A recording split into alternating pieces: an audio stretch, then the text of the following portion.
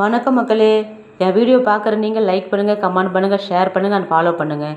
இன்றைக்கி நம்ம வீட்டில் ஒரு சூப்பரான மீன் குழம்பு ஒன்று தயார் பண்ணியிருக்காங்க. வாங்க எப்படி செஞ்சேன்னு பார்க்கலாம். ஒரு பாத்திரத்தில் புளி எடுத்து ஊற வச்சுக்கிட்டேங்க. அதில் கொஞ்சமாக சால்ட்டு போட்டுக்கிட்டேன்.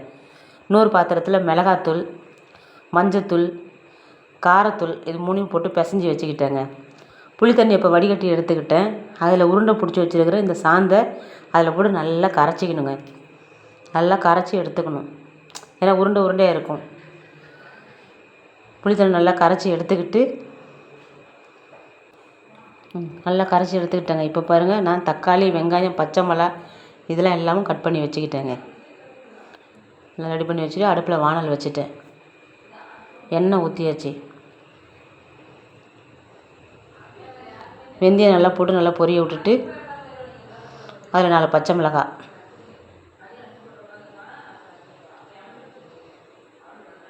பச்சை மிளகாய் நல்லா வதங்கட்டும். அப்புறம் வெங்காயம், வெட்டி வச்சுருக்க வெங்காயத்தை எடுத்து நம்ம போட போகிறோம். வெங்காயம் நல்லா வதங்கணுங்க.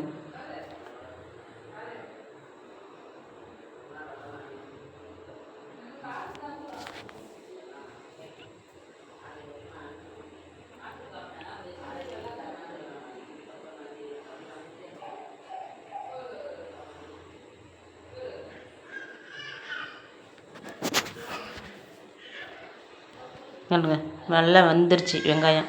இப்போ தக்காளி எடுத்து நம்ம போட்டு வதக்கணும்.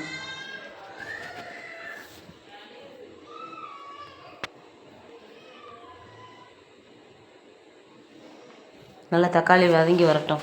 வந்த பிறகு இப்போ கரைச்சி வச்சுருக்கிற மீன் குழம்புக்கு தேவையான அந்த தண்ணி இருக்கிற மீன் தண்ணி அதை எடுத்து வானல்ல நம்ம ஊற்றி கொதிக்க வைக்கணும்.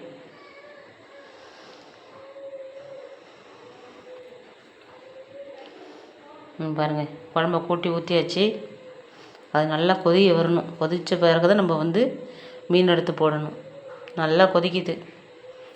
மீன் போட்டாச்சு. மீனை போட்டு நல்லா கொதித்த பிறகு அதில் தேங்காய் பால் நான் அரைச்சி வச்சுருக்கேன். அதை ஊற்ற போகிறேன். இப்போ தேங்காய் பால் எடுத்து ஊற்றிட்டேன். இதாங்க மீன் குழம்பு. நல்லா செஞ்சு கொடுத்தேன். பிள்ளைங்க சாப்பிட்டு நல்லா இருக்குன்னு சொன்னாங்க. நீங்களும் ட்ரை பண்ணி பாருங்கள். நல்லா வரும். நன்றி, வணக்கம்.